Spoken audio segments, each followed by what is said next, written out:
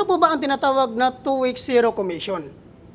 Ang ibig sabihin po nito guys, pag once ma-activate ka nga po dito, at once mag-start ka na pong bumiyahe, hindi ka po kakaltasan ni Move It sa kanilang commission sa loob po ng 2 linggo. Napakaganda ng programa na ito ni Move It guys, no? Dahil po talagang wala kang kaltas sa loob po ng 2 linggo pag once ma-activate ka po dito sa spot activation na ito. Kaya po wag nyo na pong palagpasin ang pagkakataon na ito guys kung ikaw po ay isang professional driver's license holders po na gusto pong maging isang part ng Move It Rider.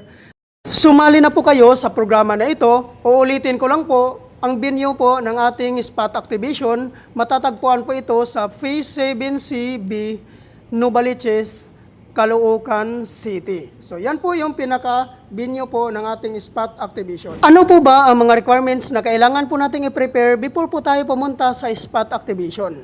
Ang number 1 po na requirements po dito guys, which is yung professional driver's license.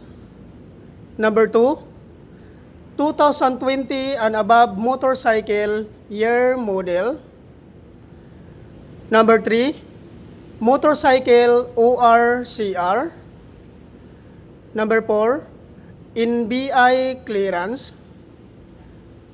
At number 5, police clearance. So yan po ang mga requirements po na kailangan nating i-prepare before po tayo pumunta sa